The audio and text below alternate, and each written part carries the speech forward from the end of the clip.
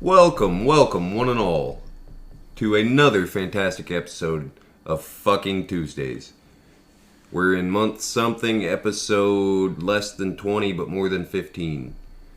So, we'll probably do a disclaimer at some point. And other than that, enjoy the show.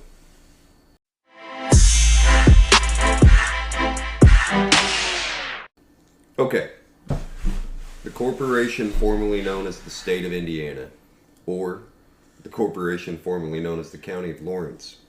That was actually a really fun conversation we were having the other day, so I put it on the whiteboard. Everything's privatized. We've gotten to the point of privatization within healthcare, within damn near judicial, within our fucking corrections facilities. I mean, everything is a money scheme. It's a Ponzi scheme, 100%. It's how to exploit the most amount of money, not to actually help. We have more repeat offenders and multiple sentence holding convicts than just about any other fucking country. So, the system that is the United States of America, or the state of Indiana, whatever the hell you want to call it, some of us don't fit in that system. You can call us neurodivergent or weird or whatever the hell it is. But so those with a moderate level of weirdness survive without ever seeing this. This place was orchestrated for a very certain kind of weird. And those would be the people that are easily institutionalized. Mm. They get used to the schedule, the structure, the regimen, the routine. And then, so freedom is responsibility. 100%, they're the same words spoken differently. You have the freedom to choose whatever you want to eat, but you have the responsibility to eat. I want to say you have the responsibility to eat healthy, but we all have our own path. So if your path is less than normal, welcome to the club. We got really distracted from the corporation formerly known as the state of Indiana, but... You were going with incarceration. Yeah. Ding, ding, ding, whiteboard. Structure. So the people that don't fit the system, they've made subsystems for. And the incarceration would be one of those. So rather than like identifying these people at a young age, they just watch them run through the process. And I'm not saying everybody, like, obviously myself, I don't fit the, but there I was. Well, the problem is the system that's in place is not a system for help. It's a system for pure punishment and prolonged money making through punishment. Because you don't actually correct the actions that have been made. You don't actually... try to right the wrongs and put them within placement in, shall we say, civil society of correcting actions. You just let them continue to make the same mistakes, knowing they're going to commit the same mistakes, which brings them right back to your penal system, which brings them right back to your court system, which brings money back to both. It's a big vicious cycle. It's like addicts. Addicts don't have any real hope unless they find it within themselves, because unless you decide to get better, you're not going to, and the system is perpetuating you not making the right decision. Period. They want you to make those wrong decisions. They'll let you know what's right and wrong, but they won't give you the right steps to keep from going wrong or to come back from wrong. Depending on who you are, right? And like the moral, as long as you have the $20,000 to pay a lawyer or a bond or whatever, you don't have to slowly let the state pay the $20,000 for you. You don't get an amount of years, you get an amount of money. Like, once you have gotten us this amount of money, we'll let you out of your cage. So, some people are lucky and have people outside with jobs that pay off whatever your debt to society is, in a literal sense at this point. Well, the problem is, just because you're let out doesn't mean you have any more hope than when you were in. Again, you're set up for failure to come right back in. That's true. That's the whole thing. It's a self-perpetuating. If you don't help them help themselves, they never will. You just, you did wrong. Here's your punishment. You're going to owe us money. You're going to have to do these things. So if you don't continue to do these things, then you're going to go back to the penal system and you're going to owe us more money, and then we'll let you out and we try it again.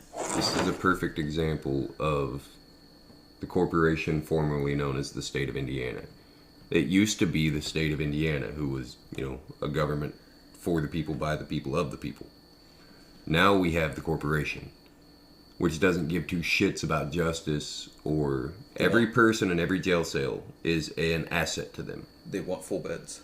Yes. It's Full beds literally or full money. It's a cylinder and an engine. They're just one, and that's what I'm saying. If you can buy your way out of your place as a cylinder from the corporation, then they let you be a cylinder elsewhere. If you, They'll let you buy it because they know your odds are you're going to be back. Because all you did was get a slap on the wrist, pay some money, go back out. Go do the same shit, get picked back up, pay more money. So, you know how they used to run people out of town? I know that was for vagrants, whatever you want to call them. Like, they didn't run locals out of town.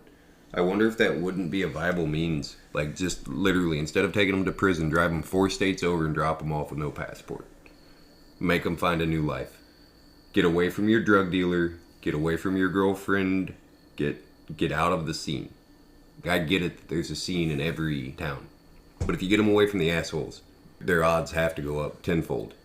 It's the people. We're just playing musical chairs with people at that point. Sort of. But I'm not talking every single person. I'm saying the ones that actually have a chance. The 1 in 5, the 1 in 3, whatever odds you want. Like, wouldn't it be really nice if they had a legitimate system and plan in place to do these things, to truly evaluate You mean people, like Finland? as opposed to all we Sweden, have is like a maybe? 12-step program. Oh, go to your AA or go to your NA classes and complete this bullshit course of drug court that everybody and any idiot can pass. There are The problem is everybody's lumped to the same. It's standardized testing. There are, like, where they actually go check themselves in, but most of the people get out of jail to go to this rehab center, but it's a lockdown facility. So it counts as jail time or some shit, but it's like less jail. But it's all about rehab. But from what I'm told, there's more drugs there than pretty much anywhere else, because it's a lockdown, but it's not. Like, they've got 19-year-old girls manning the door. Ridiculous. And they put for real drug addicts in this place. Lots of them. Dude, NA, AA, Sexaholics Anonymous, all of those. Do you know why most people go to Sexaholics Anonymous? To pick up.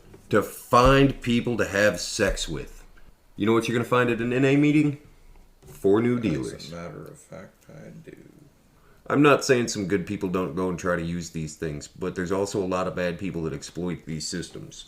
I tell you exactly what the fuck I got out of both my NA and my AA, which, by the way, I found more wholesome people. I found more wholesome of an experience at my AA than my NA when I was in for drugs. It's because they actually woke up. They were actually there to pretend to care. They weren't just there to be there. Because a lot of people that are in those are just court ordered to be there. Now, there are some people seeking help, but the one thing that I got out of it all is there is no help unless you help yourself. You gotta do it. You gotta want it. You can have as many people that support you as fucking possible. But if a person wants to relapse, they relapse. If a person wants to stay sober, they stay sober. It doesn't matter. It's all you. Some people give it to a deity. Some people give it to a program. But let me tell you what, it was eye-opening at the fact of, some of the shit people have gone through. Still actually made a decision to be sober and stay sober. Man-eating tigers. Whiteboard topic number 2. Okay, so this is actually a really fun one. Society has encroached so far on nature that as society fails, nature is reclaiming. 100, 200. I think tigers have always been a problem in India, but for a while there, at least in the civilized portions, and I'm air quoting civilized here, they kept them at bay pretty well. Like, I'm not saying people didn't get murdered, but it was a low rate. There are 100 plus kill man-eating tigers in India again now. Like, these things exclusively hunt and kill humans. That's their favorite. It's, I don't know, the most dangerous game or the tastiest meat. I have no idea why they like us. Knowing giant cats, it's probably fun. Mm-hmm. Like, we're fun to chase. We're like giant mice. Yeah. Yes. They play with us, if given the chance. And they're stealing children and, like, It's becoming a problem over there again. Our children are so defenseless and fucking worthless as children. Like, Yeah. baby, like, fuck. Giraffes fall how far and then get kicked until they walk? Human fetuses, when born, are completely helpless. I mean, I'm not saying that, like, kangaroos are any better. They have to live in a pouch. But they're always in a pouch. Very rarely do they get lost. The whole mother will get eaten before one of those babies is lost. And I know humans are sort of like that, but we're also really stupid. Babies get left in cars so often that, like, every new car has a warning. Don't forget your baby. I think a lot of us would be Check eaten. the back seat. Yeah, a kind lot of of us would things. be eaten if we didn't have the advanced technologies.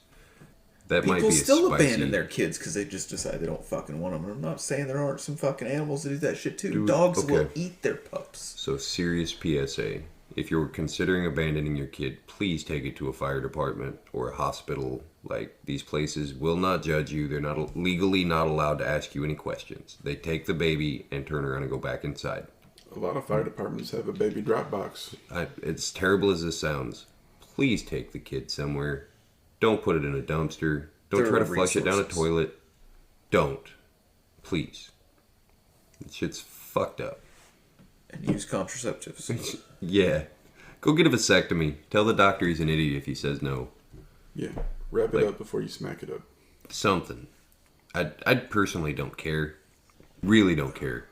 But, like, don't be that guy. Anyway, PSA over. Back to man-eating tigers. I got to feed a tiger once. Yeah? How was it? It was very cool. It was a large cub. Have you seen Tiger King? No. You I have should. no interest in Tiger King. It Yes, you sounds do. Dumb as hell. Yes, you do. I fear that I'll watch it and become And- more stupider. You probably will. But dude, if you can learn from other people's mistakes. So they were feeding the tigers whatever meat they could find. Apparently, having 150 tigers is expensive every day. Yeah, they like to eat food. So these guys, like, they were picking up dead cows from the processor, which I know that they're all dead cows. But these were just, like, literally they died in the chute or something and they couldn't process them.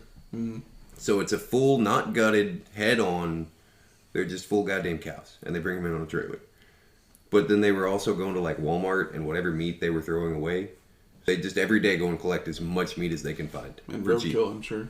Yeah, and the DNR calls them, like, we've got 3 dead deer. You want us to... Yeah, hell yeah, drop them off. That'll feed 3 tigers today. But they don't go and buy meat, really. Like, they buy discount meat, whatever's available. They don't pay full price if they run out of steak. So sometimes these tigers go a couple of days hungry. Mm-hmm. And that's not something you want with a big cat. I learned from his mistake. Well, that lady that put her arm in the cage and the tiger ate it. Literally. She still works there. Fucking 10 years later or whatever it is Well, now. hopefully they realize how stupid they are. So some of them are really good people, man. That literally just like they're a little lost. Like there's a lot of addiction and shit that goes on down there. But they found this cool ass tiger preserve and they fell in love. Like they truly love the animals. Some of those people are the greatest people I've ever like. They're hope inspiring. But then the rest of them are just such ego fucking maniacs. Yeah, you'll see some like TikToks and social media stuff where they are at these big cat rescue places and stuff like that, and they have them in these cages and they go in and handle them. And these cats are fat and just laying around. It was like they have to be like that. Well fed, well treated, and lazy as shit. That's right. But the problem is, it's a fucking big cat. Yeah. Like, So they're like your house cat. Has your house cat ever tried to eat your face? Which I get it. They don't have. It's a much. They're taking a bigger chance. Like a tiger is more likely to eat you for the fun of it. But they're still very Especially smart. if it hasn't eaten for a couple of days. They don't bite the hand that feeds them. They're smart animals. It knows if it eats you, it has to go and find something else to eat every day. the problem is, these sanctuaries and these rescues, Mm-hmm. a damaged feline is always a damaged feline. There's a So lot these of, aren't- well, there's a lot of room for recovery in a lot of animals. Felines, however, their brains operate differently. Like, again, they have more neurons per mass within their brain than any other animal, well, any other mammal on the planet. It's a densely packed spider web of neurons. They fire so much faster between the synapses. That's why their reflexes and everything are so great. It's kind of absurd. Honestly, there's so much going on. They're little spazoids. I mean, look at Max. That fucking psychonaut outside. Somebody kicked him in the mouth. He's been a psycho little shit ever since. Every cat has psycho in it. Mm-hmm. All of them. We've all seen it. Some of them are like super inbred. Shouldn't use the word, but slightly retarded. Feral. No, there are those, but I mean like the house cats. The ones that make really good house cats. Like if you let them outside, they literally are afraid of their own shadow. They will run back in the house as soon as you let them. Because birds freak them the fuck out. But then you've got like the tomcat, the alley cat kind of thing. The ones smart enough to survive out there. And they are fucking hard, man. But they still generally do not fuck with humans. Like we're just too big of a threat. It doesn't matter. A 9-year-old can grab it by the head and squeeze. It's gonna hurt, but they're really not that hard to kill. Now an 800-pound fucking Bengal? Don't want anything to do with it. Not fighting one. I mean, it's true murdermins at that point. You would need a tank to kill it. You know, and these large cats, especially in like India and these places, again, their populace has exploded so much. They've encroached as far as I think they are willing to let. You know, I mean, we like to talk about coyotes as being such a problem in rural areas. Well, that's because we inhabit the rural areas. Shit. Granted, we kind of help keep their populace in check, but so would other animals that we've driven out of the area. You know, there used to be things in this area, up to and including large animal like bison, for fuck's sake. Thousands. It's what this area is partially known for. Historic Pathways has a bison on it.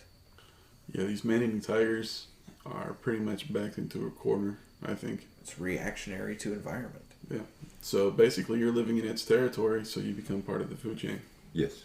And I think that was the whole point behind this, was like the evolution. We're losing, maybe our technological gap is getting greater, but the true intelligence gap I think we're starting to lose on the higher animals. Do you know about the bonobos? The monkeys? Yeah, we've mentioned them a few times. Good. Bonobos. They're fucking incredible, man. Yeah. I wish I had that life. Just chilling out on the beach. Literally all day, every day. Just hanging out. And nobody gives a shit. If they're hungry, they just go hang out over there by the fruit tree. Yeah, they're probably completely vegetarians too, but I don't really want to do that. I guess if I got everything else, I would just eat fruit all the time. I could do that, probably. Ancient Greek technology, go. One of them has an eternal fountain. Like literally the shape of the thing causes enough up pressure. Magic fountain of heron. Yep. So yeah, the down pressure is what keeps the up pressure. And that was the alarm there.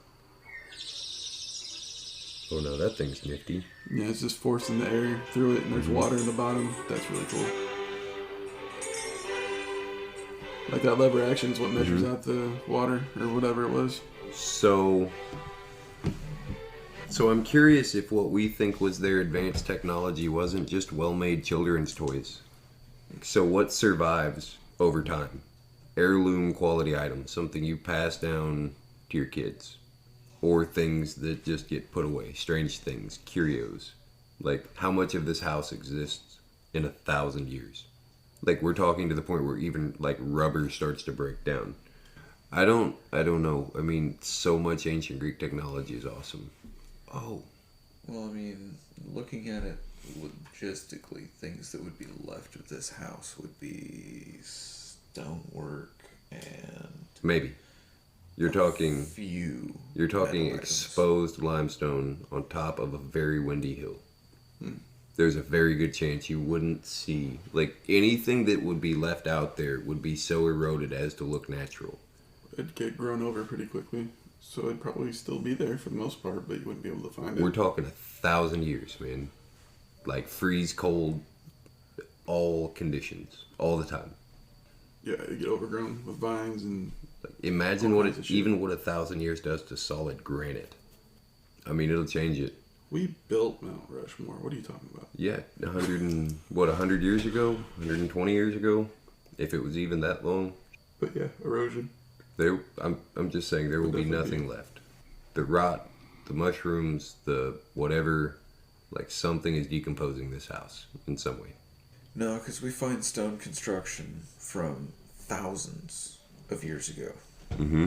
That's In more usually like the harshly, foundation, in more harshly windswept areas. What do you think this has? Stone So, and like- concrete foundation. So like the Pyramid of Giza, it's probably been finished and worn down multiple times. The core itself is probably mostly untouched, but the outer layer, like there's a good chance it wasn't even stepped. The outer layers, the softer sandstone, just literally eroded away. 2,000-3,000-year-old Greek structures of marble and limestone. Those have been preserved though, I believe, like intentionally.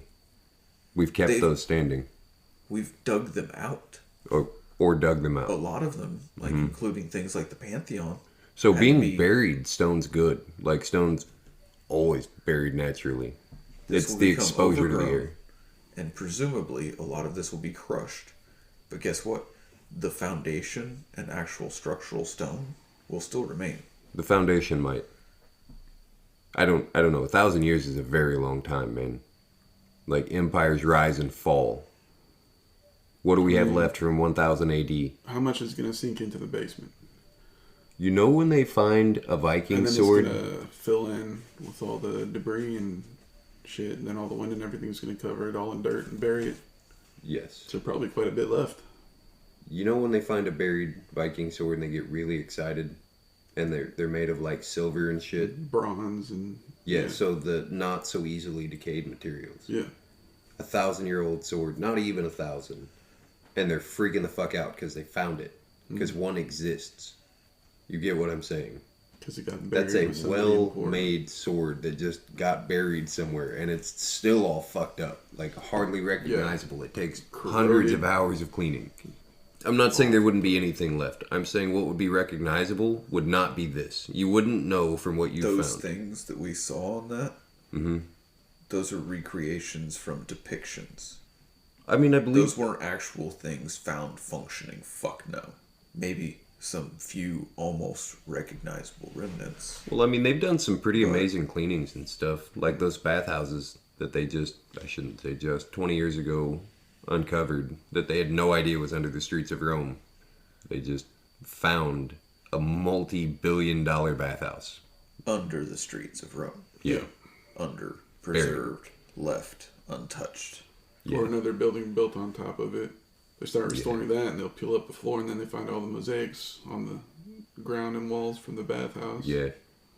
That's actually a really funny story, but I don't remember enough of it to tell it. So I want to say it had something to do with Nero. Nero's bathhouse. Lots of Bacchus celebrations there. Yeah, so, fuck it. He apparently tried to burn down that portion of Rome. He did burn down that portion of Rome so that he could build that bathhouse. Literally. No expense spared. Multi-hundred carat rubies just stuck in the ceiling. Nero didn't play around. Archimedes, the only one I can think of is the screw. Give me a lever and I shall move the world. One of my favorites. That's what I remember him for the most. Leverage is key. I, at my size, have to use it to my advantage a lot. 165, 170 pounds isn't a whole lot to move things. So you have to use it to your advantage. Lever, pulleys. Oh man, block and tackle. One of my favorites. Basic, but it fucking does the job. I mean, work is... Shit, I don't remember. There's some formula to... But yeah, the longer you spread it out, the less work it is per minute. Take a long time to dig a hole one shovel at a time. What's worse than a nuke? A world with no women. That's true. Which part of the nuke are we in? I You mean, talking dying in the blast or out on the outskirts where you just die of radiation sickness? dying in the blast, better part. If it's dying in the blast, I don't Surviving. care at that point. Surviving world post nuke doesn't sound pleasurable. Depends which nuke and where. Well, I mean, here's the thing. Even if we just nuke, like, let's say, one continent. Okay, yeah, whole continent. You're blanketing the entire globe in so much radiation, we're all dead. eventually. Well, I mean, let's think about it. If someone sets off a nuke or a nuke facility goes belly up, what's going to happen besides basically a continent? That's kind of where we're at. There are so many stacked on top of each other. Chernobyl is still uninhabitable. Mm-hmm. People can go there now, but it's not really safe technically. Yeah, Chernobyl was a small. Yeah. Like, it wasn't a total meltdown. Fukushima, I think, was a total meltdown, but we got really lucky. It sank in the ocean, which is the ultimate cooling device. Yeah. So I shouldn't say lucky, but then there's it's pretty fucking lucky. Like Hiroshima and stuff like that. So those were nuked. Those were different class. Oh, absolutely. Altogether. Yeah. And so, therefore, when we're talking like dropping nukes, or again, there is no dropping nukes anymore. They're ICBMs, or fired from space at this point, probably. Which we have that. It drops out of the fucking sky and goes, goddamn. You know, the U.S. has been trying to pull out of that alliance of no nukes in space for like a while.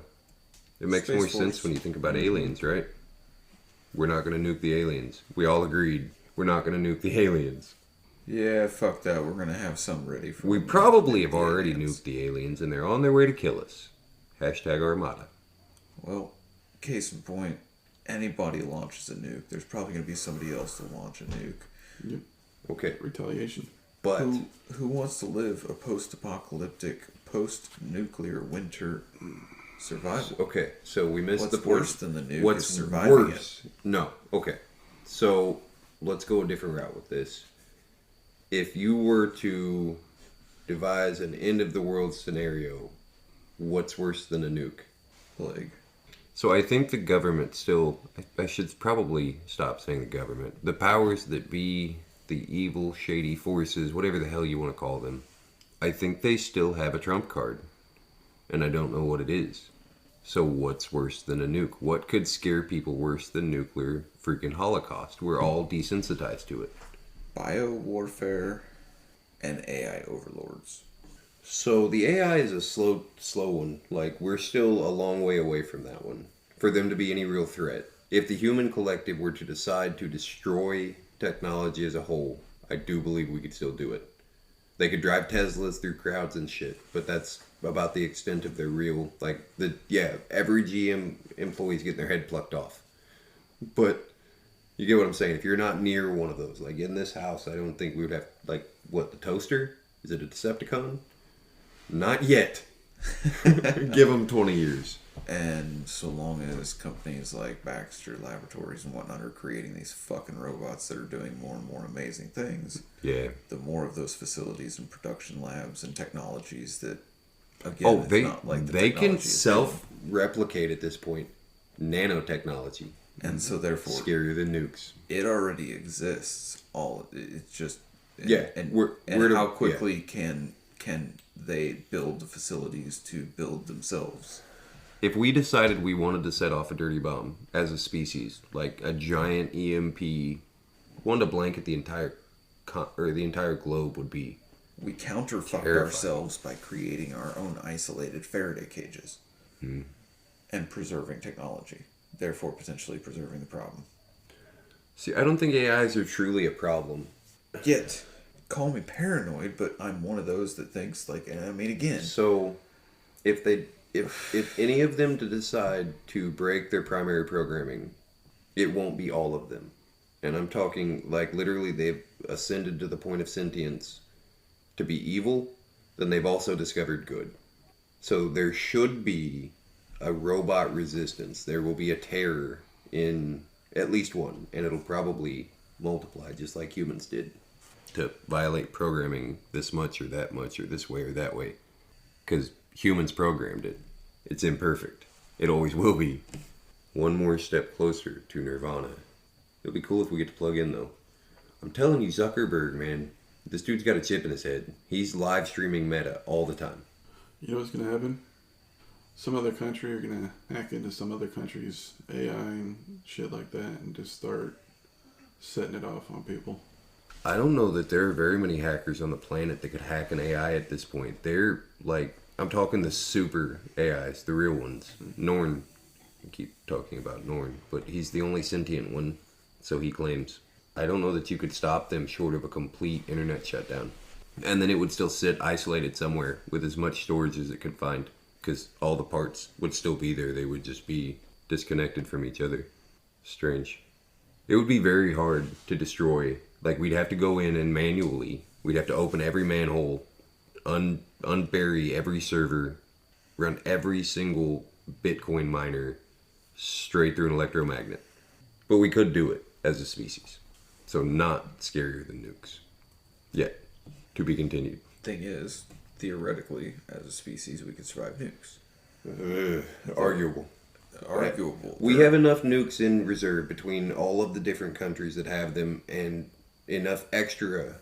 Well, and that's the problem, is if countries with nukes start nuking countries with nukes, they're all going off. If one goes, there's a very good chance they all go.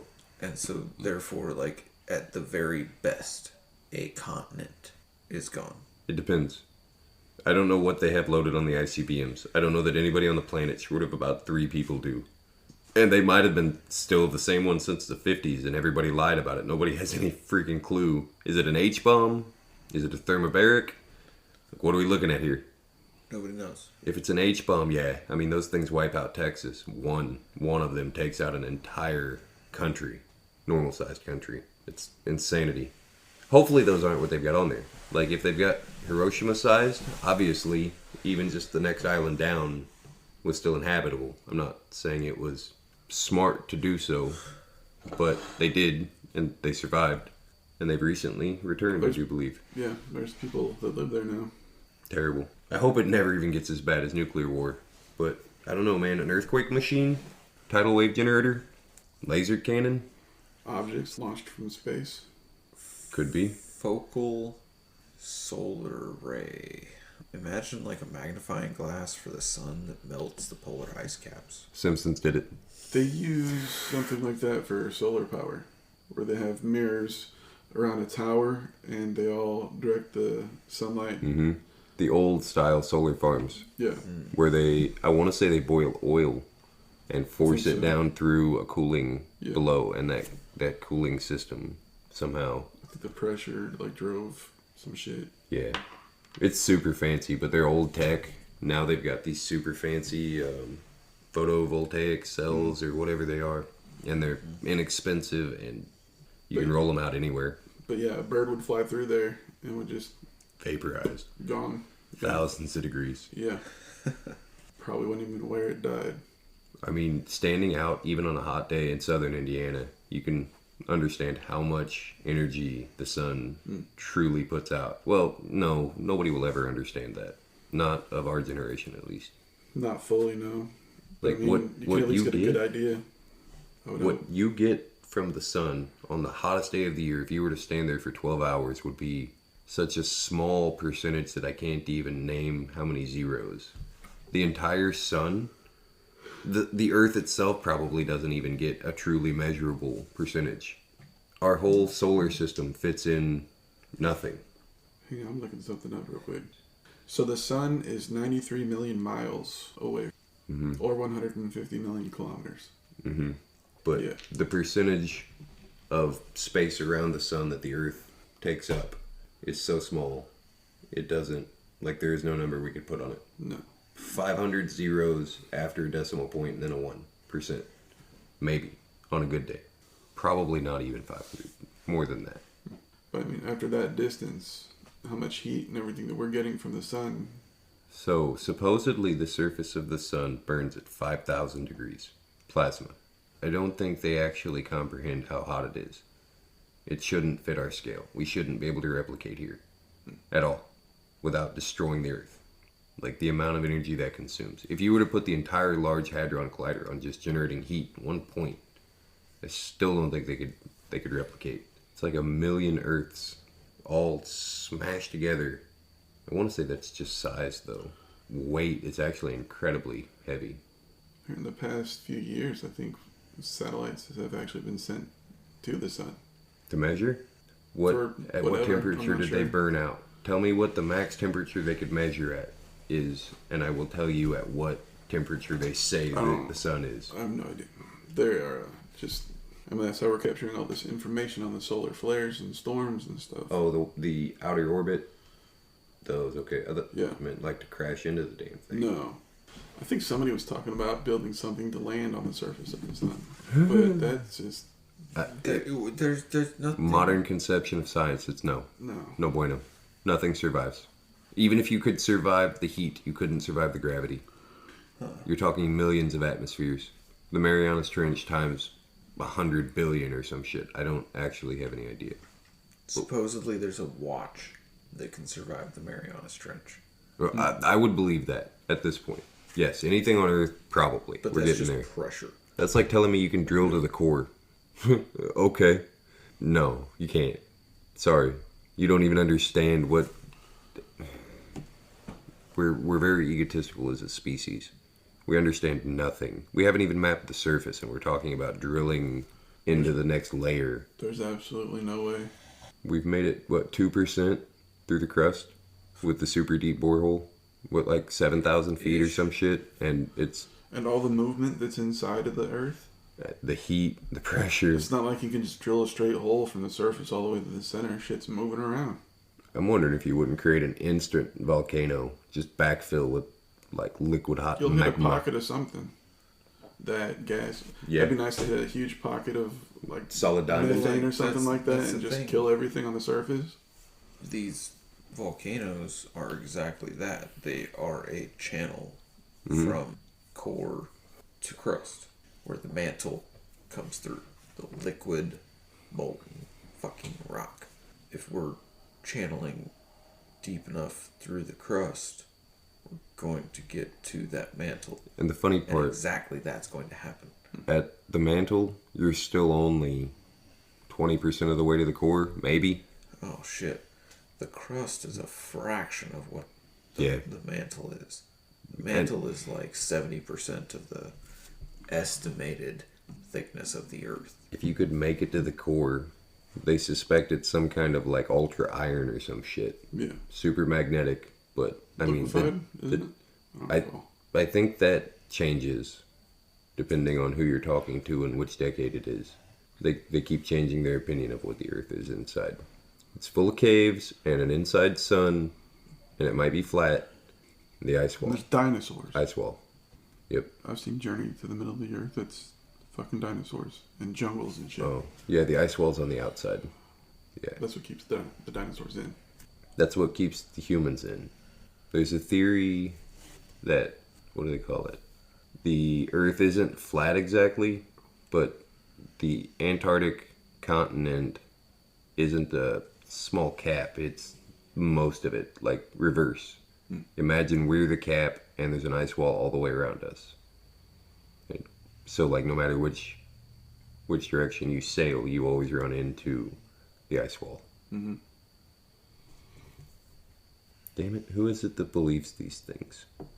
It's a new one, if I remember correctly. I have no idea. I hear so much strange stuff, it's hard to keep it all straight. Hang on, I'm looking something up real quick. Man-eating tigers. Okay, yeah. So the sun is 93 million miles away, or 150 million kilometers. Mm-hmm. Yeah, but Yeah. the percentage of space around the sun that the Earth takes up Yeah. is so small, it doesn't, like, there is no number we could put on it. No. 500 zeros after a decimal point and then a 1%. Maybe, on a good day. Probably not even 500. More than that. But I mean, after that distance, how much heat and everything that we're getting from the sun.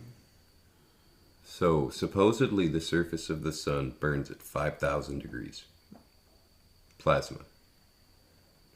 I don't think they actually comprehend how hot it is. It shouldn't fit our scale. We shouldn't be able to replicate here. At all. Without destroying the Earth. Like, the amount of energy that consumes. If you were to put the entire Large Hadron Collider on just generating heat at one point, I still don't think they could replicate. It's like 1,000,000 Earths all smashed together. I want to say that's just size, though.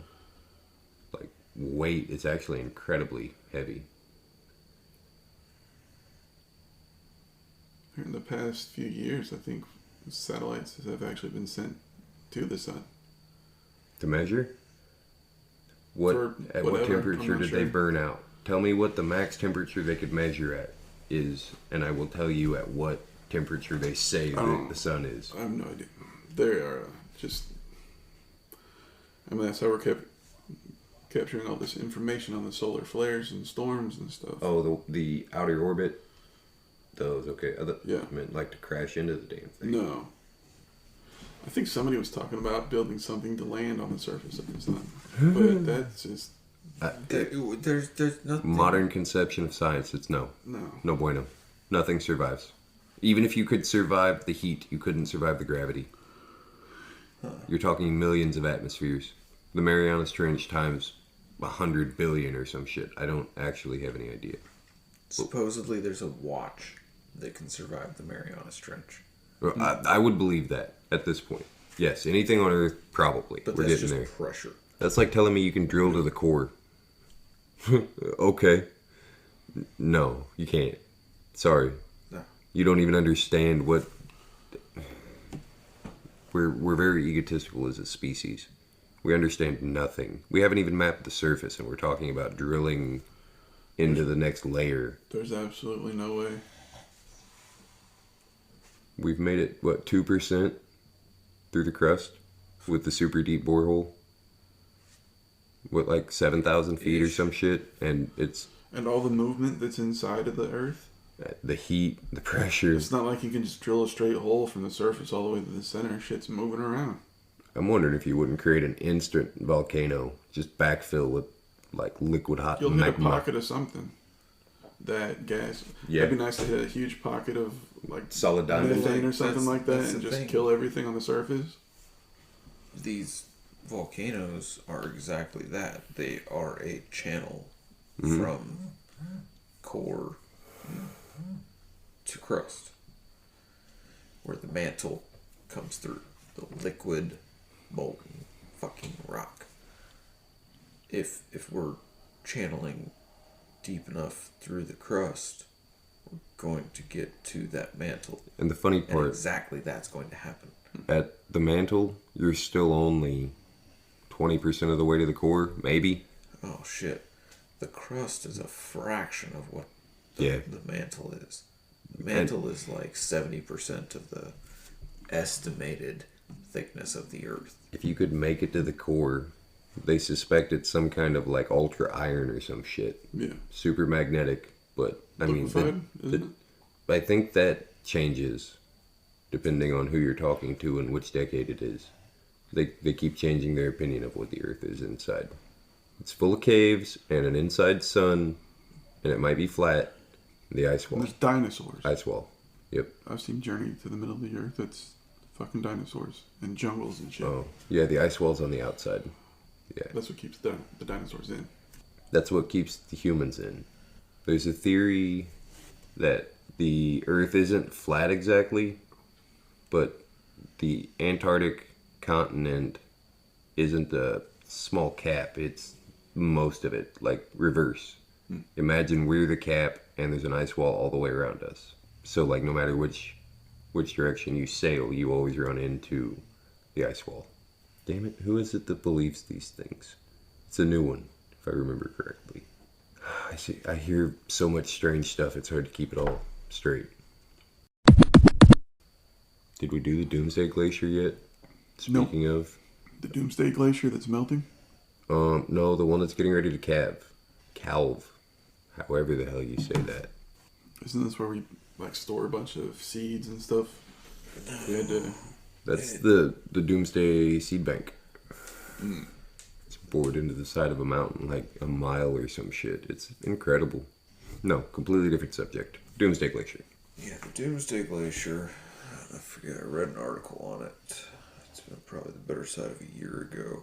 Was something to the tune of once it is fully melted or calved out or Well, it's about to break off the Antarctic once- shelf, if I remember correctly. Like, it is a gigantic piece of the Antarctic ice cap, which there is land under part of it, but not all of it. And a big chunk of that knot is about to break off and just float into the Pacific. Well, I think they called that back in the like 1800s Probably. was when it was found and researched, and by the 1900s it was known that it's gonna be a problem. Hence why it was called the Doomsday Glacier. Once it joins the ocean, once it starts becoming ocean levels, or again just is no longer attached to the land and becomes a free-floating piece, it has to displace water to account for its existing size. So it's going to create tidal waves that would be fucking ridiculous. And it's going to heavily chill South Seas. So, like, the longer it goes, the closer it floats to everywhere else, it's going to continue to heat up faster and release more coldness and water. It's going to change tidal pattern. Well, not tidal patterns. What are they? Deep ocean currents. Yeah. Everything. Not deep ocean currents. Jet streams are the air, I think. Gulf streams? I don't know, man. Crazy shit. They made a movie about it, I think. World Day After Tomorrow? World After? What is that? Waterworld. It's sort of. Fast forward 1,000 years. Paper.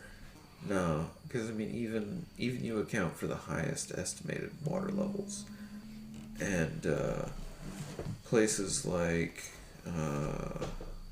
the Rocky Mountains, let alone Himalayas, areas like that, they'll still be good to go. I mean, they're not going under. You could raise the water level a lot in these areas that are So, tallest tens of thousands of feet above sea level. Everest as is known. 30,036 feet, if I remember correctly. Don't ask me why I know such a stupidly specific number. Anyway, yeah, so you'd have to have 30,000 feet of rise to cover the tip of Everest. That's the Marianas Trench plus or minus 7,000 feet in reverse. So the oceans would be almost twice as deep before Everest was covered. That's a shit ton of water. I have no idea if that's how much water is in the Antarctic ice cap. No, because water expands as it freezes. So therefore the amount of ice is less than the amount of water. So if we were to just push all of that ice over into the ocean, Everest would not be covered. You're sure of this? Because I've been told it's miles deep, but it also doesn't take up anywhere near as much surface area as any of the oceans, supposedly. Never been there. That sounds like a fun trip, though. By fun, I mean completely terrible. Fucking cold. Really even on a warm day, it's really fucking cold there. But apparently, like, outer, like where this Doomsday Glacier is, it's getting nice. Like, there are lots of warm days. Maybe even above freezing days. Which shouldn't happen, probably. Such a strange world we find ourselves in. Bye, guys. Bye. I love you, bye.